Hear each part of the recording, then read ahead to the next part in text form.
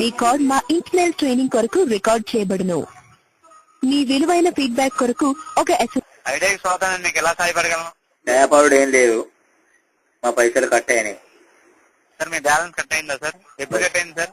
నిన్న కట్ అయింది సార్. ఎంత 5 రూపాయలు ఇవో లోన్ తీసుకున్నా, 4 రూపాయలు నాకు ఇచ్చారు, 5 రూపాయలు మీరు తీసుకున్నారు, 20 రూపాయల కరెంట్ నేను వేసిన సార్. 1 రూపీ సర్వీస్ ఛార్జ్ పడుతుంది సార్, అందుకే కరెక్టే. ఓకే, ఆపదల 4 రూపాయలు ఇచ్చారు, ఆదుకునేటప్పుడు 5 తీసుకున్నారు, కరెక్టే కాదంటేను అది ఓకే, కరెక్ట్ పద్ధతే. ఓకే, దాని విషయంలో నాకేం ప్రాబ్లం లేదు. నేను 20 రూపాయల కరెంట్ తెచ్చి ఇచ్చిన నిన్న. 20 రూపీస్ కార్డ్ రీఛార్జ్ చేయించారా సార్?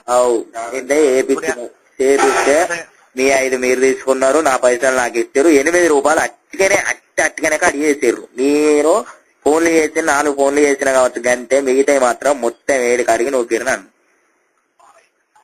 ఆ 8 రూపాయలు ఎందుకు తీసుకున్నారు నాకు కావాలి ఇప్పుడు. సార్ క్షమించాలి సార్ మీకు కలిగిన అసౌకర్యానికి. తప్పకుండా నా పైసలు నాకు సేవించుడు ఏంది ఉన్నాయి, నువ్వు నాదా నేనా నీదా? నా పైసలు సరిపోతుంది సార్. మీరు సర్వీస్ యాక్టివేషన్ లో ఉన్నారు సార్. హనుమాన్ వ్యాప్ స్టోర్ అనే సర్వీస్ సార్. మీకు దానికోసం 5 రూపీస్ కట్ అయింది సార్. ఏంటిది వ్యాప్ స్టోరా?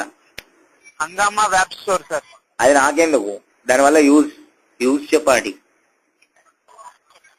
సార్. ఆ సర్వీస్ మీరు యాక్టివేషన్ లో ఉన్నారు సార్, అందుకే మీకు 5 రూపీస్ కట్ అయింది. నువ్వు నాకు అర్థం కాదు, నాకు అర్థం యాక్టివేషన్ ఎవరు చేసానో నాకు తెలియదు. మీ తరఫు నుంచి సార్, మీ తరఫు నుంచి యాక్టివేషన్ జరిగింది సార్. డే టు టైం కూడా ఉంది సార్ మా దగ్గర సార్, అందుకే మీకు టూల్ ఫ్రీ అని మెసేజ్ ఎందుకు పంపుతారు నాకు అర్థం కాదు. ఇంకోసారి కస్టమర్ కేర్ నాకు ఒక్క మెసేజ్ వచ్చినా కానీ మంచిగా ఉండదండి. నాకు అవసరం లేదు. మెసేజ్ ఎందుకు పంపుతారు మరి? మెసేజ్ పంపుతా యాక్టివేషన్ చేసుకున్నారు అంటారు, మెసేజ్ పంపుతారు, మరి అవన్నీ ఎందుకు పంపుతారు నాకు? ఏ పని చేసుకోకుండా ఎస్ఎంఎస్ వస్తే మా లవర్ పంపింది అనుకో అన్న, పిల్లం పంపింది అనుకో అన్న, ఊరోడు పంపింది అనుకో, ఇంట్లో పంపింది అనుకో, నువ్వు పంపినావు అనుకో అన్న. మెసేజ్ పంపకు నువ్వు, అవసరం లేదు. ఇంకోసారి కస్టమర్ కేర్ నుండి మెసేజ్ రావద్దు. సార్ క్షమించాలి సార్ మీకు కలిగిన అసౌకర్యానికి. తప్పకుండా సార్ మీకు డియాక్టివేట్ చేస్తున్నాం సార్ ఈ సర్వీస్ ని. ఇంకోసారి కస్టమర్ కేర్ మెసేజ్ వస్తే మాత్రం ఇంకోసారి మంచిగా ఉండదండి సార్. ఎలా కొత్తగా లంజే సార్ డియాక్టివేషన్ చేసేయమంటారు సార్ ఈ సర్వీస్ ని? కాదు, నువ్వు కొత్తగా ఏరినావు ఇలా సార్? కొత్తగా సార్, పాతే సార్.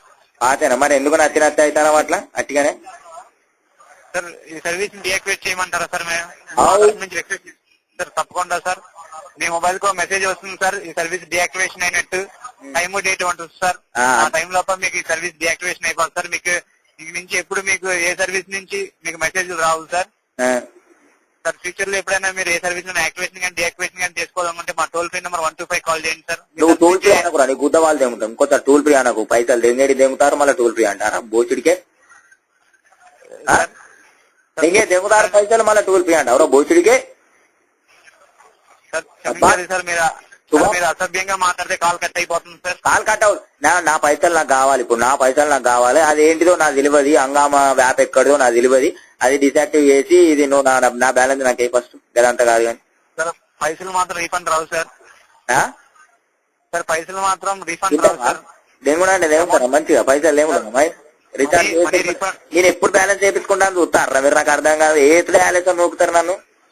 నేను అసలే ఏతుడే ఆలస్యం నూకుడే ఆలస్యం. నేను మంది మీద నేను మందిని గీరితే మీరు నన్ను గీరుడు ఏందిరా? నాకు అర్థం కాదు. బోచిడి తప్పకుండా సార్. తప్పకుండా నచ్చినట్టు పెడితే ఏంటిదిరా తప్పేది? బోచిడికే తప్పేదేంటిదిరా? మరి